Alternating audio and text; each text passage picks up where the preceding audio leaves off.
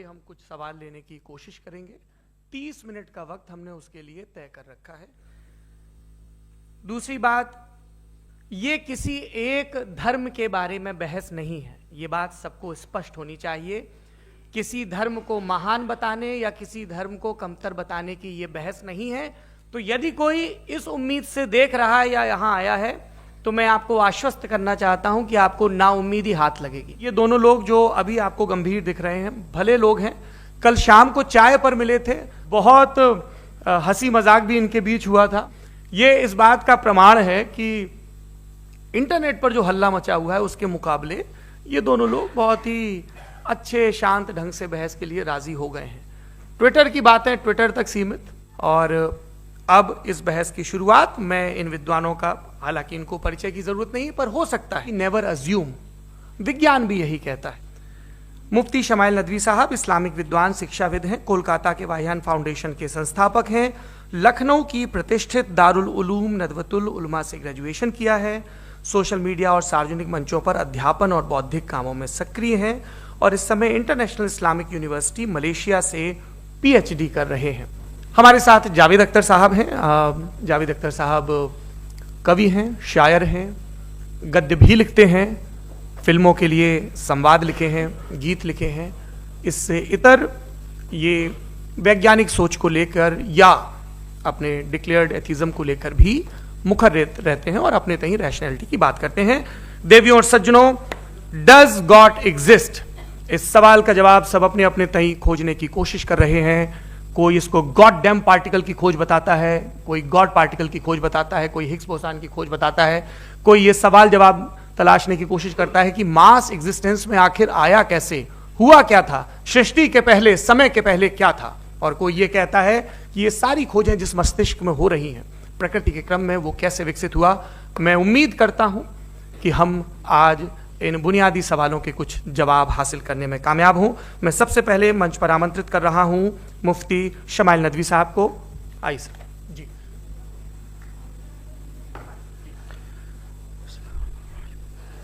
तमाम तारीफें उस क्रिएटर के लिए जिसने इस यूनिवर्स को एक मकसद के तहत पैदा किया है। रिस्पेक्टेड जनाब जावेद अख्तर साहब, मिस्टर सौरभ द्विवेदी और respected audience, thank you all for being here today. आज की डिबेट में चूंकि हम बात करने वाले हैं डज गॉड एग्जिस्ट के टॉपिक पर, तो ये एक ऐसा टॉपिक है जिसके मुताल्लिक कोई भी डिसीजन लेने के लिए अलग अलग स्टैंडर्ड्स हो सकते हैं। लिहाजा डिबेट के शुरू में ये जरूरी है कि हम ये जान लें कि आज के इस टॉपिक में कौन सा स्टैंडर्ड सही होगा और कौन सा गलत होगा। सबसे पहला स्टैंडर्ड जिसे मैं समझता हूं कि हमारे रिस्पेक्टेड जनाब जावेद अख्तर साहब बड़ी तेजी के साथ उसकी तरफ लपकेंगे, वो है साइंस। जबकि साइंस दर हकीकत खुदा के एग्जिस्टेंस को डायरेक्टली साबित करने या उसके एग्जिस्टेंस को डिनाई करने के लिए स्टैंडर्ड नहीं बन सकती। और उसकी वजह क्या है, ये मैं नहीं कह रहा, ये वो लोग कह रहे हैं जो साइंस के एक्सपर्ट्स हैं। नेशनल एकेडमी ऑफ साइंस कहती है science doesn't have the processes to prove और disprove the existence of God. Why? क्योंकि साइंस का ताल्लुक एम्पेरिकल एविडेंस से है, और एम्पेरिकल एविडेंसेस का ताल्लुक हमारे नेचुरल और फिजिकल वर्ल्ड से है, जबकि गॉड नॉन फिजिकल और सुपर नेचुरल रियलिटी है। लिहाजा नॉन फिजिकल रियलिटी को आप उस टूल के साथ नहीं चेक कर सकते जिसका काम फिजिकल रियलिटी को तलाश करना है। लिहाजा आज इस डिबेट में गॉड की एग्जिस्टेंस को साबित करने या उसे डिनाई करने में साइंटिफिक एविडेंस को एक्सेप्ट नहीं किया जाएगा। दूसरा स्टैंडर्ड हो सकता है रेविलेशन, कि रेविलेशन के जरिए हम यह साबित करें कि गॉड एग्जिस्ट करता है या नहीं। लेकिन यह स्टैंडर्ड भी आज इररेलेवेंट है। क्यों? क्योंकि रेविलेशन मेरे नजदीक सोर्स ऑफ नॉलेज है, वैलिड सोर्स ऑफ नॉलेज है, लेकिन हमारे जावेद अख्तर साहब के नजदीक यह वैलिड सोर्स ऑफ नॉलेज नहीं है। लिहाजा आज की डिबेट में मैं एक भी एविडेंस किसी भी मजहबी स्क्रिप्चर से नहीं दूंगा, ताकि जावेद अख्तर साहब के लिए वो अनएक्सेप्टेबल ना हो। तीसरा जो मेयार हो सकता है वो है ऑब्जर्वेशन, कि भाई कोई कहे कि हमें खुदा दिखाओ, अगर है तो दिखाओ, या ये कि खुदा के एग्जिस्टेंस पर एम्पेरिकल एविडेंस दो, तो ये है दर हकीकत गलत टूल का इस्तेमाल करना। ये ऐसा ही है कि जावेद साहब मुझसे ये मुतालबा करें कि मुफ्ती साहब आप मेटल डिटेक्टर के जरिए प्लास्टिक डिटेक्ट करके दिखाएं। अब चूंकि प्लास्टिक डिटेक्ट नहीं हो पा रही है लिहाजा plastic does not exist. No, you are using the wrong tool.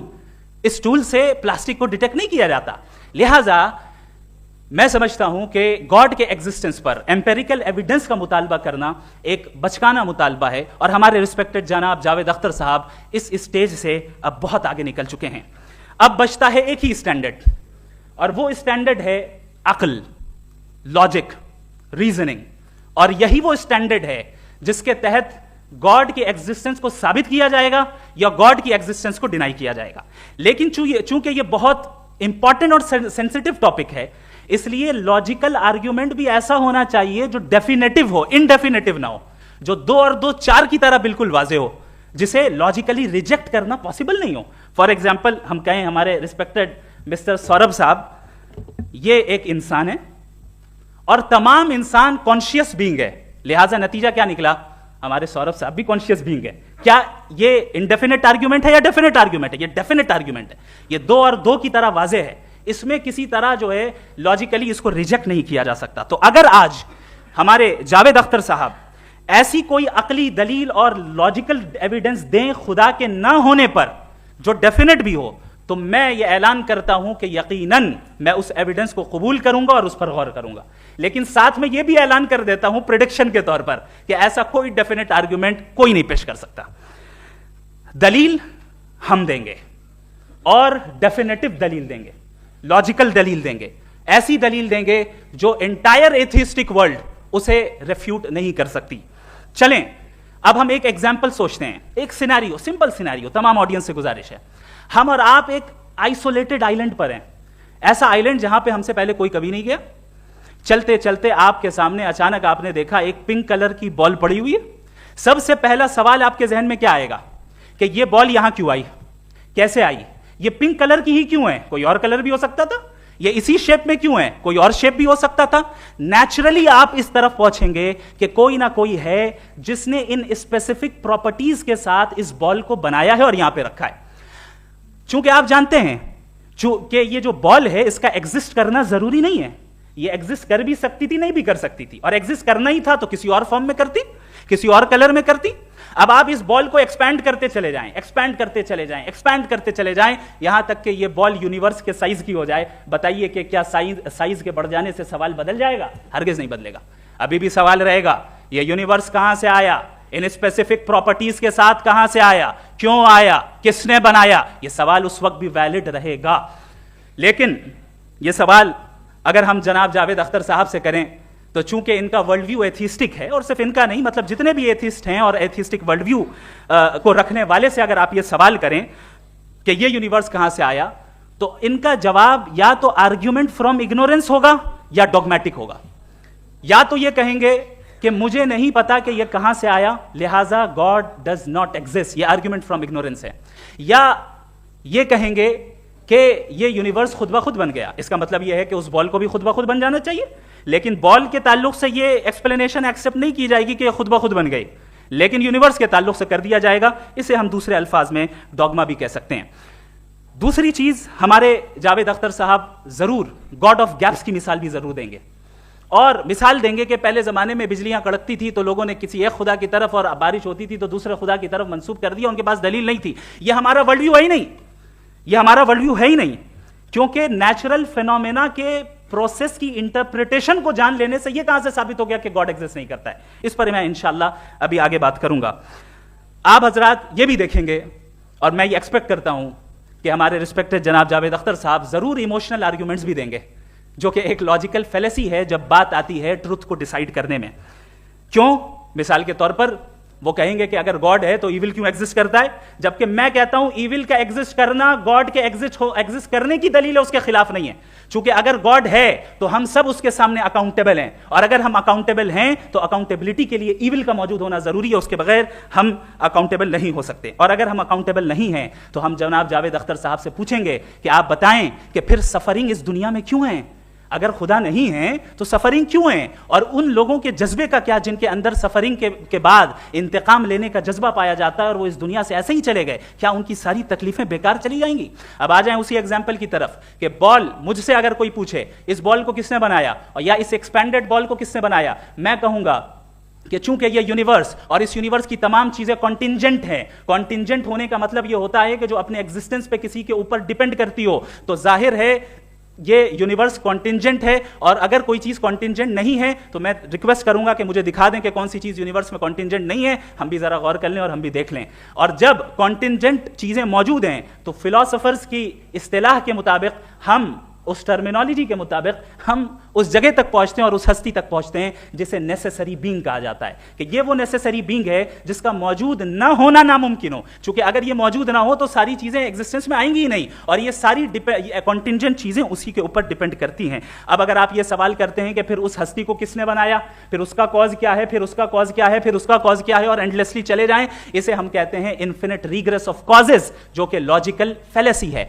Conceptually infinity possible है। मिसाल के तौर पे न्यूमेरिकल्स 1 2 3 गिनते चले जाएं, इन्फिनिट नंबर्स हैं। मैं कॉन्सेप्चुअली बात नहीं कर रहा, प्रैक्टिकली रियलिटी में साबित करके दिखाएं कि infinite regress of causes possible है या नहीं। अगर पॉसिबल है तो हम मान लेंगे, मिसाल दे दें, और पॉसिबल नहीं है तो एक ही ऑप्शन बचता है जिसे हम कहते हैं नेसेसरी बीइंग। ऐसी नेसेसरी बीइंग जो इंडिपेंडेंट है, क्योंकि अगर वो डिपेंडेंट हुई तो वो नेसेसरी नहीं रहेगी। ऐसी इंडिपेंडेंट बीइंग जो इटर्नल है, अगर वो इटर्नल नहीं होगी, उसकी बिगिनिंग होगी, तो वो खुद कॉन्टिंजेंट है। ऐसी बीइंग जो पावरफुल है, क्योंकि कॉन्टिंजेंट को एक्चुअलाइज करने के लिए पावर चाहिए। ऐसी बीइंग जो इंटेलिजेंट है और नॉलेजेबल है, क्योंकि ये यूनिवर्स स्पेसिफिक फॉर्म और स्पेसिफिक लॉज ऑफ नेचर के तहत प्रिसाइजली चल रहा है। Thank you. थैंक यू मुफ्ती साहब। दलीलों के बाद जावेद अख्तर साहब से गुजारिश करूंगा, आप बैठ के बोलना चाहेंगे या वहां? पहले तो मैं मुफ्ती साहब को एक अच्छी खबर देना चाहूँगा कि मेरी नॉलेज साइंस के बारे में बड़ी मामूली है, तो आप फिक्र ना करें उसकी, लेकिन कुछ कॉमन सेंस है मुझ में। देखिए, ये खुदा का तस्वुर कोई नया तस्वुर नहीं है, ये सदियों से रहा है। ये कुछ रिलीजन 3000 साल पुराने होंगे, 4000 साल पुराने होंगे, लेकिन इंसान कोई 10,000 12,000 साल से एग्जिस्ट करता है होमो सेपियन की शक्ल में, और हमेशा कुछ ना कुछ मज़हब रहे। ये मज़हब जाहिलों के नहीं थे, ये मज़हब एक ऐसी ग्रीक सोसाइटी के थे जहाँ बड़े बड़े फिलोसफर्स पैदा हुए। ये मज़हब इजिप्शियंस के थे जिन्होंने पिरामिड्स बनाए थे। ये रोमन्स के थे कि जिनका आर्किटेक्चर और सेनेट यानी पहली बुनियाद डेमोक्रेसी की लिमिटेड थी, मगर डेमोक्रेसी थी, ये उन लोगों ने किए थे। तो इनका जो जुपिटर था, रा था, ज़्यूस था, उन्हें उस पर इतना ही एतमाद था जितना आज किसी मजहबी आदमी को अपने खुदा पे होगा। क्रिश्चियनिटी आने से पहले यूरोप में एक मजहब था जर्मेनिक रिलीजन, उसका एक खुदा था, उसकी एक बीवी थी, उसके 2 बेटे थे, एक बेटी थी। फिर जर्मनी में जब यूरोप में क्रिश्चियनिटी आई तो वो खुदा, उसकी बीवी और पूरे ख़ानदान चला गया। तो हमने, अगर हम हिस्ट्री देखें तो खुदा जो है वो ज़्यादातर फ़नी है, वो हमेशा रहे नहीं। और वो जो लोग इन्हें मानते थे उनको आप कहें वो तो जाहिल थे, उन्हें तो कुछ पता ही नहीं था, ऐसा नहीं है। वो अपने वक्त में बड़े काबिल लोग थे और अपने वक्त में उन्होंने बड़े बड़े काम किए हैं, फिलोसफर्स थे, साइंटिस्ट थे, लेकिन उनका मजहब कहाँ गया, उनके खुदा कहाँ गए? आज जो खुदा हैं दुनिया में लोग उन्हें मानते हैं। आपको क्या मालूम कि कितने बरसों के बाद क्या होने वाला है? हम यूरोप में देखते हैं तो चर्च खाली हैं। तो वक्त के साथ चीज़ें बदलती हैं। जहाँ तक इसका ताल्लुक है मजहबों का, हर मजहब आपसे एक चीज़ मांगता है, फेथ। ये फेथ क्या चीज़ होती है? What is the difference between faith and belief? ये तो बहुत ही अहमकाना बात होगी कि कोई आदमी कहे साहब अगर खुदा है तो मुझे दिखाइए। ये तो जाहिलाना बात हुई। मैंने तो नॉर्थ पोल नहीं देखा है, मगर मैं मानता हूँ कि नॉर्थ पोल है। मैं क्यों मानता हूँ? इसलिए कि अगर ये दुनिया राउंड है तो उसका कोई टॉप होगा। कुछ लोग हैं जो वहाँ गए भी हैं, कॉमन सेंस कहता है कि ऐसा होगा, सबूत है, गवाह है, रीज़न है। तो ये मेरा फेथ नहीं है। तो फेथ में और बिलीफ में डिफरेंस क्या है? जो मजहब मांगता है आपसे, हर मजहब फेथ मांगता है। फेथ का मतलब यह है कि ना कोई गवाह हो, ना कोई सबूत हो, ना कोई रैशनल हो, ना कोई लॉजिक हो, ना कोई प्रूफ हो, मगर तुम एक बात को मानो। ये है फेथ, वरना बिलीफ होता। अगर इसमें कुछ भी सबूत होते, गवाह होते, तो फिर इसे आप बिलीफ कहते हैं। जैसे मेरा बिलीफ है कि नॉर्थ पोल है, मेरा फेथ थोड़ी है। फेथ इन तमाम शर्तों को रद्द करता है। तो फिर स्टुपिडिटी क्या है? अगर मैं एक बात ऐसी मानूं जिसकी ना कोई लॉजिक है, ना कोई रैशनल है, ना कोई प्रूफ है, ना कोई गवाह है,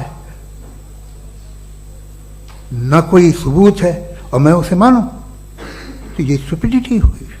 इसे ही भाई कल को मैं यकीन कर लूं कि एलॉन मस्क जो है मेरा भाई है, तो मुझे इंतहाई खुशी होगी, सुकून भी बहुत मिलेगा मुझे। लेकिन और कहे भाई क्यों मानते हो, क्या सबूत है भाई, वो तो अमेरिकन है और तुम तो इंडियन हो, वो तो नस्ल अलग है, तुम्हें कभी मिले भी नहीं। साहब देखिए, मेरा फेथ है, इस पे बात न किया। फेथ का मतलब ही यह है कि आप प्रूव नहीं कर सकते। अगर आप प्रूव कर सकते हो तो फेथ की जरूरत ही नहीं, फिर तो आप बात करेंगे, आप कितनी बहस कर लीजिए।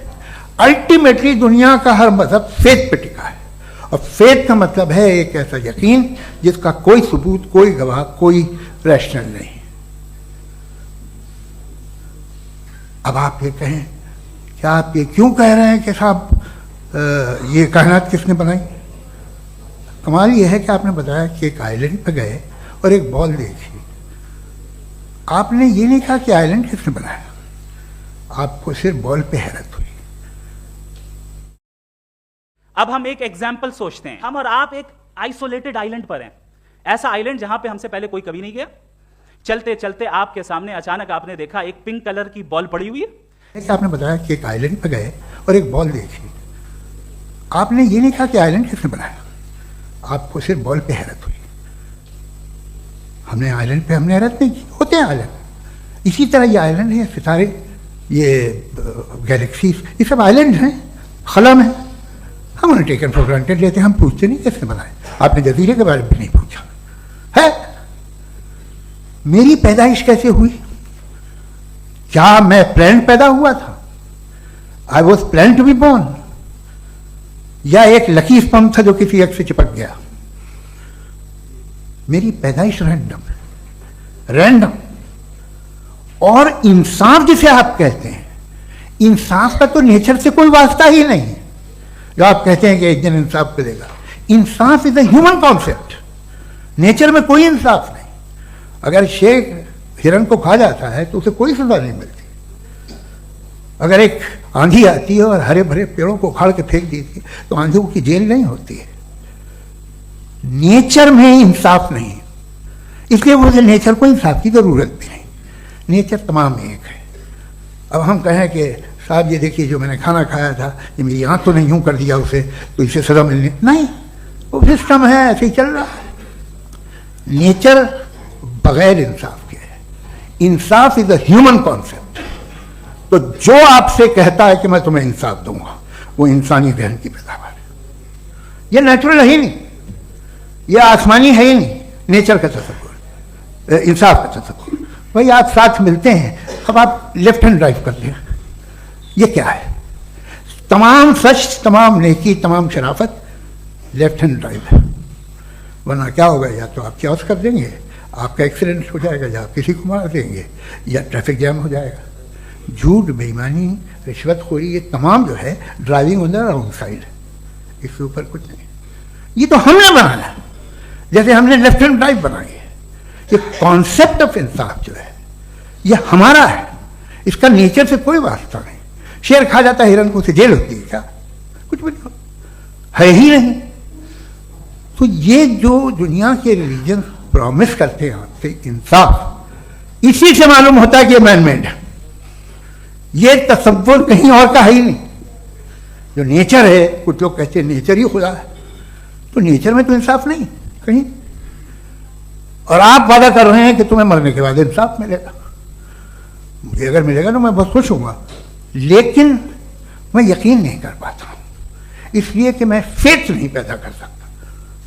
The very fact that religion demand faith, इसका मतलब है कि उनके पास जस्टिफिकेशन नहीं है।